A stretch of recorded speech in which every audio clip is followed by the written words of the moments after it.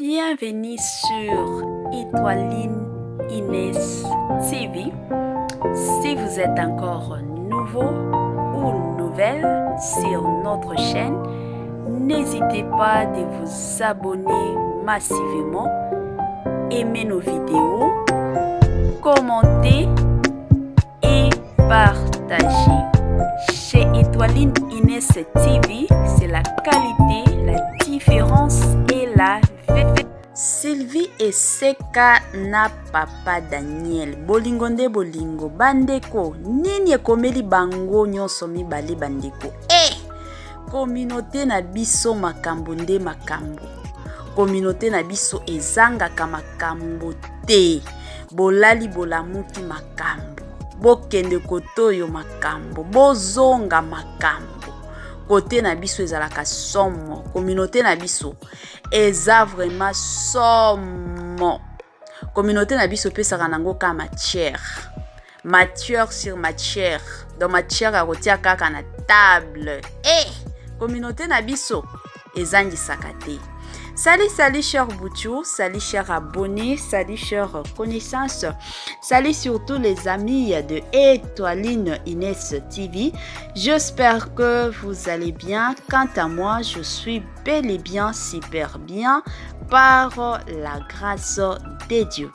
Chers Bouchou, chers abonnés et chers connaissances, yalelo vraiment na memeli bino Sylvie Eseka na mobali na ye na kombo ya papa Daniel. To pese ka respect ka ndenge ezalaka mobali nyonso babengaka ye kaka papa parce que ebele ya batu batunaka yango yo linga ko benga batu batonton na ba papa ya nini yango.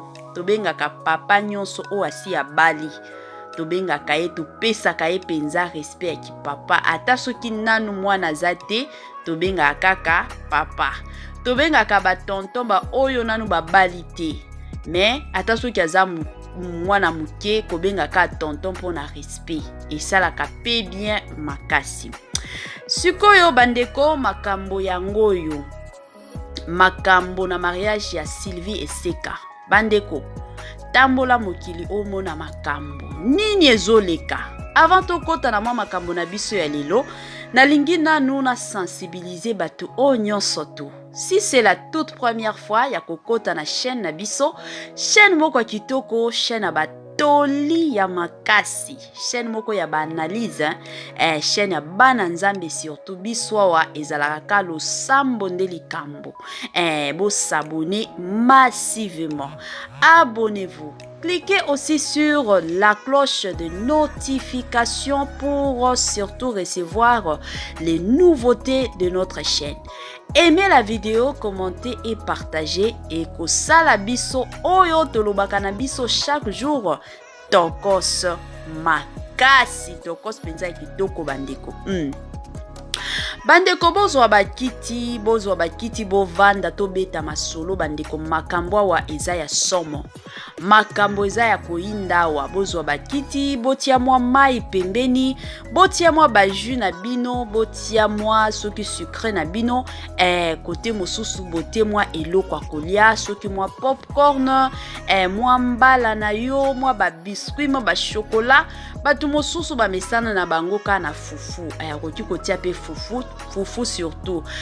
Fufu ne tombera jamais. Donc tie moi côté wana, côté mosusu ozoliaka, côté mosusu ozomelaka, côté mosusu pe ozolanda ya bino Étoiline Inès TV na système moko ya oyo penza tolobaka na biso chaque jour tokos makasi.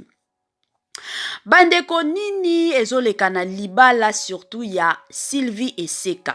Ebele ya batu biso nyonso tolandaki penza mariage na bango. Mariage moko kitoko makasi, mariage moko de rêve. Mariage au mwasi nyonso vraiment arevaka. Yango mariage basalaka. Ye na mobali na ye. En tout cas, mariage na bango ezalaki réussite moko ya makasi. Ezalaki kitoko wapi. Batu basala ba mariage, ezana ba mosusu basala, ezana ba mosusu penza, ezalaka bongo. Donc, mariage elekaki nango bien makasi.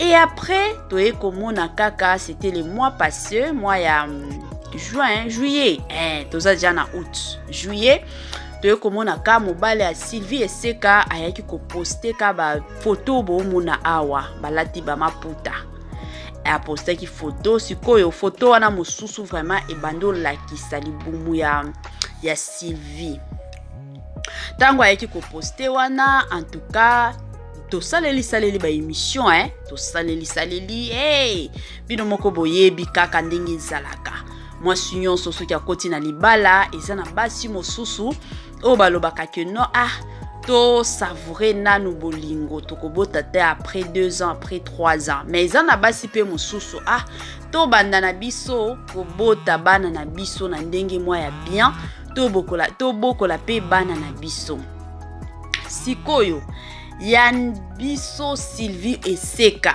asalaki mariage na ye depuis janvier juillet nde toye komona mwa libumu ka ndenge ezalaka ebimaki bandeko ebele ya bachaîne basalela ba émission biso nyonso tosalela ba émission sikoyo baretombe oyo ye kobima yango Sylvie azolakisa nini yango kozalaki star ezalaka ka bongo makambo nyonso ifo kaka eleka na ba réseaux sociaux makambo nyonso ifo ka batu nyonso bayeba donc secret ezalaka lisusu te tomona ba star mosusu babota me babomba bazemi na bango siko ya Sylvie ekomi nini bandeko yango nazoloba na communauté na biso makambo ezangaka te eyaka kaka kilikili ezoyaka bandeko mutu oyo ayebisaki bino ke Sylvie ye moko alakisaki zemi ezalaki nani eske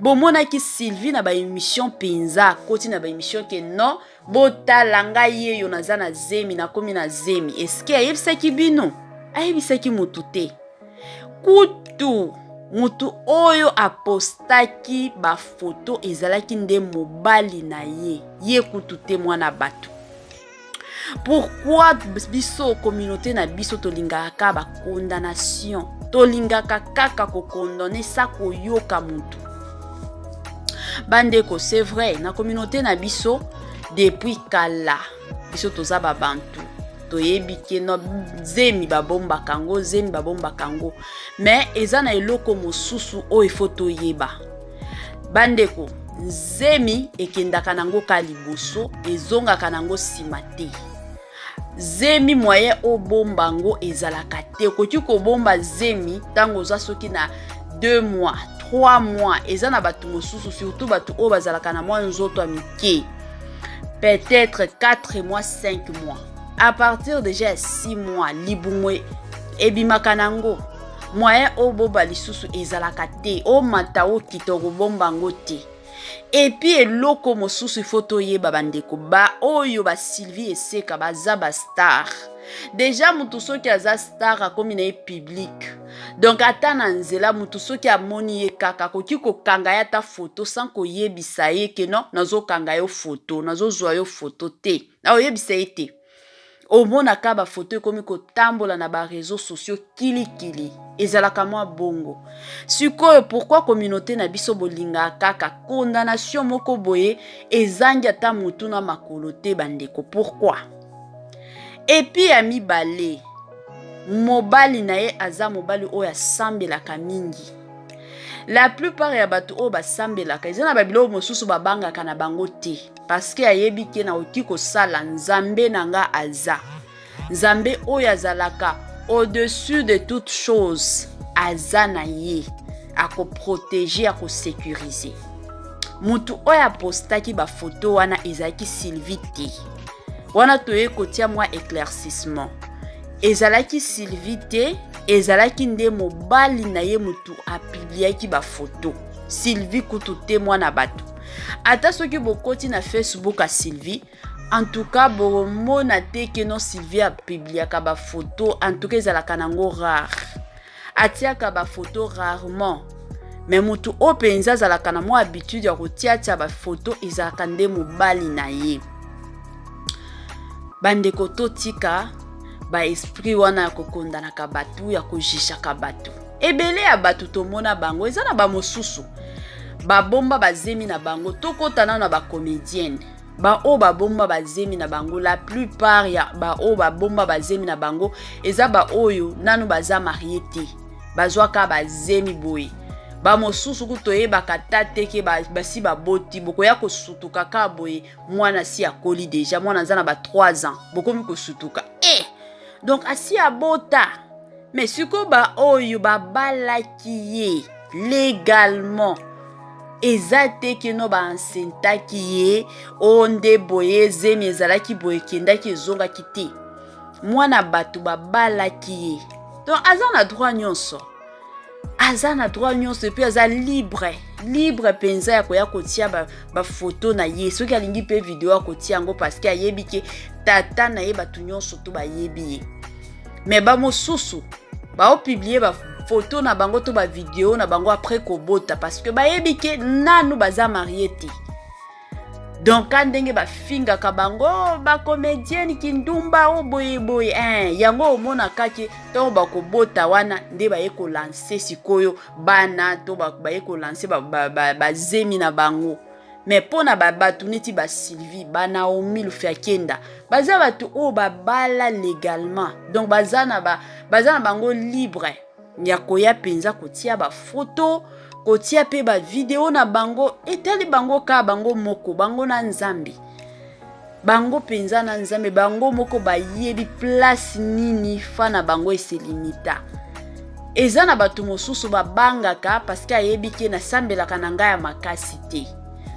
naza na ngai na ba capacité te ya kokota na ba prière de combat naza nango te yango aobanga même mutu o penza akotaka na ba prière de combat aobanga na ete alobi ke no nakotia nakokende osambela mutu oyo akomeka akokutana na nzambi batu oyo basambelaka ezalaka bongo mwaka konseka ndenge ezalaka bandeko biso chaîne na biso ezalaka chaîne moko ya batoli ezalaka chaîne moko ya baconseil ezalaka pe chaîne moko ya bana nzambi donc ezalaka mwa bongo toli na biso ya lelo tolingi to encourager kaka bamama place bozolanda biso ya lelo bapapa bakosepelaki mama etoiline lelo lobeli bamama lelo tolobela penza bamama place nyonso boolanda ngai place nyonso boolanda chaîne na biso ya kitoko chaîne na batoli chaîne na bana nzambe botiela biso nano ba j'aime na système moko ya bien botia ba commentaire na système moko ya bien bosala pe partage esunga pe bandeko mosusu bandeko na nga place nyonso boolanda ngai en tout cas na osenga na bino surtout mama place nyonso za mama ya libala mama ya bana azangaka vie de prière te mama aza mutu oyo penza vie na ye mobimba il faut ezala prière tango olamuka na tongo eloko ya liboso prière mobali na yo ozokende mosala soki osalaka te otikali na ndako ozwaka ta mwa 10 minutes na journée osambelaka